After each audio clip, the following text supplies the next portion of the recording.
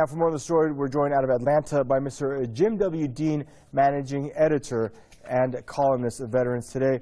Hello, Mr. Dean, and thanks for joining us here on the program. Now, if Washington and Moscow allow this, escalation of tensions to go back and forth and keep increasing between the two, what are the ramifications going to be on the ground in Syria? Well, we've created, or the U.S. has really kind of created a hair trigger situation here. Sane intelligence people have been reading, picking up on the signs of all the aggressive language that the U.S. has been doing, the typical demonizing of, like the Russians and the Syrian Air Force don't have anything better to do with their time other than bombing hospital and civilian areas, which every sensible person I know to is just an absolute fabrication. But we know from past wars this is done to prepare the public for a future strike. So that the administration can say, we warned them, we tried to tell them over and over, but all of this is happening because they see now that the Russians and the Syrians got snookered in the last ceasefire. The U.S. has very, very little control over some of these jihadi groups, or maybe is pretending so. So they're pursuing, trying to clear out the East Aleppo jihadi pocket, which will really be a game changer in terms of the strategic positions of both parties. So the U.S. is actually looking at losing there, and they're under a lot of pressure from the Gulf Coast allies not to let that happen. So what we see here, we had this unbelievable leak that the U.S. has considered limited strikes, and then they said the incredible thing that because it would be illegal to do so without a UN resolution, they would use covert means to do so. And this is everybody was just aghast when they said this, because they're openly admitting that they would do a covert criminal act that would actually be a war crime and against the UN Charter. And that's the thing, we have the Russians threatening the U.S. or threatening Washington not to target Syrian positions. But in the past, anytime that's happened, Washington has said that it was by mistake. Obviously, the Russians are not buying that narrative. Your take on that? Well, we heard the report from Fars News that the Syrians had struck a command base in a mountain cave area where a lot of foreign operational officers were killed. And we waited several days. We never got an official confirmation on that. But we're now looking back on that, and we're looking at the strike on Deir ez-Zor as a retaliation attack on that, which why they would do that during the ceasefire seemed absolutely stupid. But the real danger here is that the U.S. is going to try to fire long-range cruise missiles at a distance. They have a lot of sneaky things they can do.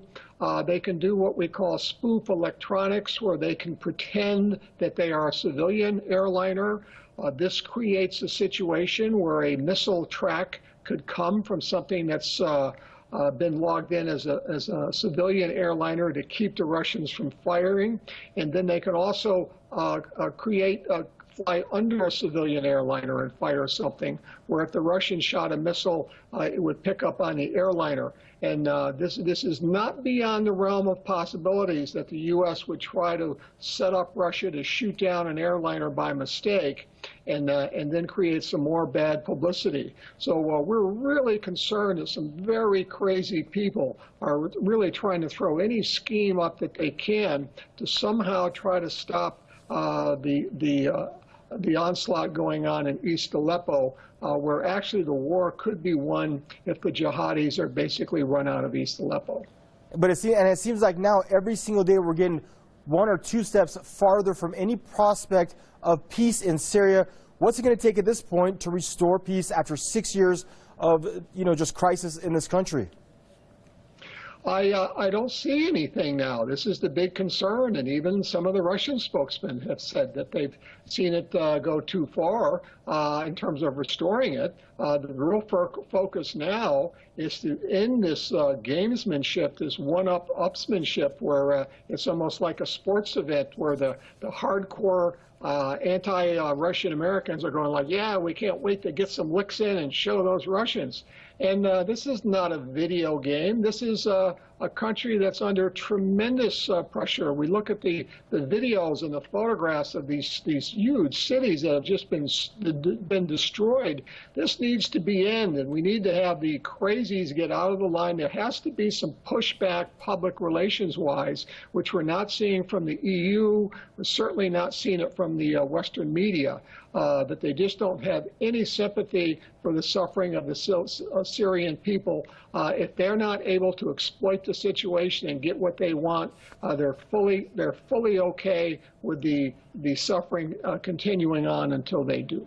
It is truly devastating, the suffering that we've seen in Syria. Thank you, Mr. Jim W.D., managing editor and columnist of Veterans Today, joining us out of Atlanta. And for more on the story, we're joined out of Los Angeles now by Mr. Stephen Kelly, former CIA NSA contractor. Hello, Mr. Kelly. Nice to have you back on Press TV. Now, Mr. Kelly, it seems like since that ceasefire deal broke down, things have consistently been heating up between these two powers. Your take on where this escalation is headed? Well, I don't think we have any more time to waste, and I think it's important that anytime we talk about these issues, especially since this could start within days, we need to cut right to the chase, and we need to really talk about what's really going on here. This is not a fight between the USA and Russia. This is a fight between the Zionist powers and the world. The people in the United States that are going to launch this attack against the Syrian government in order to try to salvage their terrorists in ISIS, their ISIS terrorists in Aleppo, these people they're not doing this out of interest of the United States. This is clearly at the behest and orders of the Zionist regime in Israel.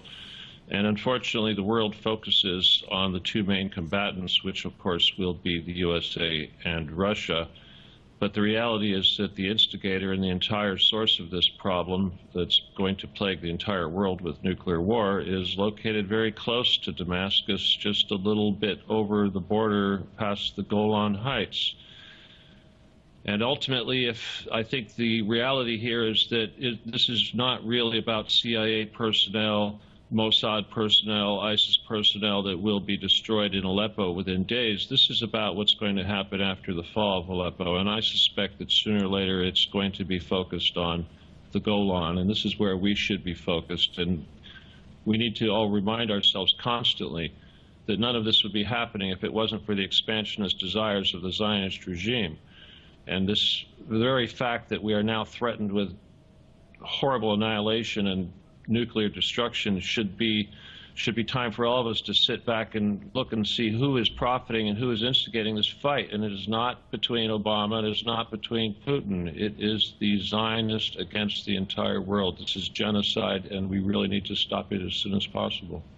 And that's the thing. You mentioned stopping it as soon as possible. It seems like we're actually on the verge of a third world war. If the U.S. troops and Russian troops get pulled into the ground there, and there's no saying how far this thing can escalate, but why does it seem like every effort to try to rein this thing in has just failed up until now?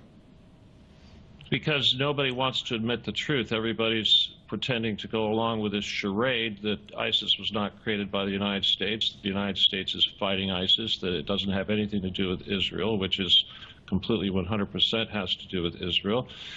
And this desire to destroy Assad and destroy the country and pave the way for the expansion of Israel is the only reason they're doing this, and nothing short of that will satisfy these people, and everything they say is a lie. All of these fake peace agreements are nothing but wasting time to allow the ISIS to rearm. So Putin, unfortunately, probably should not have wasted time earlier. He should have finished his job as quick as possible. And I think as soon as these people in Aleppo that are these ISIS and CIA and Mossad individuals are eliminated, I think that this will be gone. The threat will be gone. And if there's some way that he could get this done before the United States could coordinate their attack, I think that needs to be done. But at this point, it looks like cruise missiles will be launched. Whether or not they will be shot down by SS-300s and 400s successfully remains to be seen. If they decide to use the B-1 stealth bombers to do this mission, we'll see. But obviously, they're going to probably try to take out the S-300s, S-400s with cruise missiles, and that would be the first step to any operation. And obviously, Russia will launch those missiles. And it's amazing they haven't done so sooner. But if you ask me, they should have been using them against the Israeli planes that have been bombing Damascus now for how many years? Thank you, Mr. Stephen Kelly, for your input, sir. That was Mr. Stephen Kelly, former CIA and NSA contractor, joining us out of Los Angeles. Let's speak to Catherine Shakdam. She's the programs director of the Shafaqna Institute for Middle Eastern Studies, and she joins us via Skype from London. Many thanks for joining us here on Press TV, Ms. Shakdam. Now, first of all, I'd like to get your opinion as far as Iraq's call for the removal of Turkish soldiers from its territory. You would think that Iraq would welcome any support being given to it to fight Daesh. Well, I don't think it's a question of support against terrorism, which is the problem. I think it's just the way that Turkey is actually manifesting this help and offering this help. Because as far as I recall, I don't think that Baghdad actually asked for Ankara to get involved the way it had. And this is a problem that we're facing across the region. You know, this ability that certain powers have to actually completely dismiss other countries' sovereignty, territorial sovereignty. You know, and in this case, in the case of Iraq, this is the problem which has arisen. It has nothing to do with counterterrorism. If anything, Iraq has called upon, you know, its front to help its troops to fight terrorism. I mean, this is the reason why Iran, for example, has actually offered, you know, its help. And will continue to do so because Iraq has actually asked for it. It has done so in keeping with international law. The same has been done in Syria with Russia, Iran, and Hezbollah. It was upon Damascus call that certain powers got involved. And the problem with Turkey is that Turkey just decided to do it unilaterally just because it felt like it, just because it has a certain agenda that it wants to protect and forward in the Middle East. It has nothing to do with counterterrorism. If anything, I would say that Turkey is trying to control, the Kurdish issue and trying to manipulate the situation in such a way that it wants to ensure that its power will remain asserted in the region, that it will continue to carve away and at other people's territorial sovereignty to protect its own, which sounds a little bit hypocritical and quite frankly legally insane, because we're facing a lot of issues in regards to sovereignty. Only the problem is the UN is only standing with certain powers against others, not trying to actually abide by the rule of law by just stating what international law is stating is that every nation in the world is entitled to its own territorial integrity, and any violation is actually an act of war. It's as simple as that. So if anything, I would say that Iraq has been more than I would say calm about the situation. It is an act of war that Turkey has continued to actually do on the ground for more than a year now, and it wants to continue to do so for an extra year. So what about, has Iraq become a colony of Turkey? Is that the case where Turkey just decides what to do with its neighbors now because it has done so in Syria, so now Iraq? Who's next? Right now, we've also seen Recep Tayyip Erdogan boldly state that Turkish forces will take part in the liberation of Mosul, as that offensive is being prepared by the Iraqi forces and the popular resistance movement. However, I'd like to get your opinion as far as what critics are saying when it comes to Turkey, that Turkey is not sincere in its fight against Daesh. Is that how you see it? And is it going to hamper then the liberation of Mosul if Turkey does get involved? Well, I would say that no, Turkey hasn't been sincere when it comes to terrorism, because Turkey has played into has played the terror card to its advantage. But I think that after the failed coup d'état against President Erdogan, things have changed a little bit, where Turkey is trying to realign itself on the sides of Russia, Iran, and other Asian powers, because it understands that the US doesn't have its best interest at heart and that the US cannot be trusted anyway.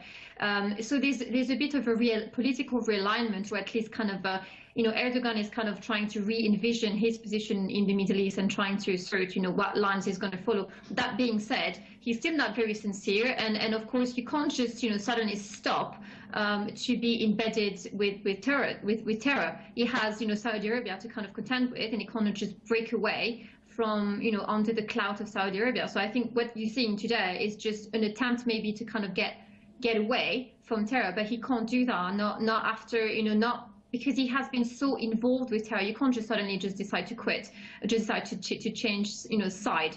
It doesn't work like this in politics, I'm afraid. And when you make a deal with the devil, he often comes to collect. So I think that Erdogan is pretty much stuck.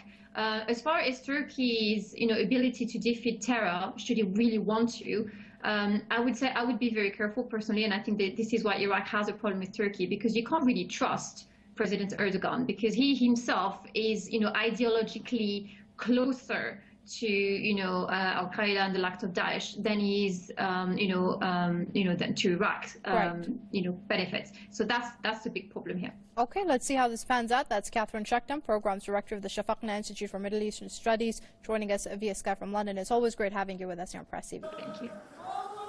Amid simmering tensions in Indian-controlled Kashmir, authorities have imposed strict restrictions on public gatherings during the Islamic month of Muharram.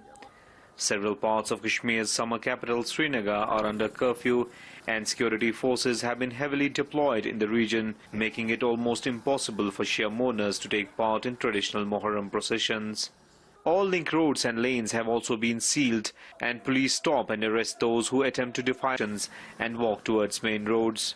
We wanted to carry out peaceful procession to pay our tribute to martyrs of Karbala, but police have stopped us. What kind of democracy is this? Why is the government afraid of these peaceful processions? The region has been boiling with bloodshed and violence for the past 3 months. The ongoing unrest has so far killed more than 90 people. Indian authorities say the ban on public gathering is a precautionary measure to maintain law and order. But religious and political leaders have criticized it, calling it a blatant breach of religious freedom. In spite of their claims that India is a democratic country, we are facing bans and curfews during our Muharram processions. Here in Kashmir, every religious function has been banned by the government of India. This is blatant interference in our religious affairs. India claims to be a secular country, but imposes restrictions on peaceful religious processions. This is completely unjustified. The government has also cracked down on many Shia leaders and placed them under house arrest, allegedly to prevent them from addressing religious gatherings and processions. The 2 major Muharram processions of Tasua and Ashura have been banned since the outbreak of resistance against Indian rule in 1989. But every year people defy the ban and come out in large numbers, despite heavy police crackdown. The ban remains in place despite frequent demands for its removal. Religious leaders have termed it unjustified and are urging the international community to step in and take action in this regard. Saidri Safi reporting for Press TV, Indian-controlled Kashmir.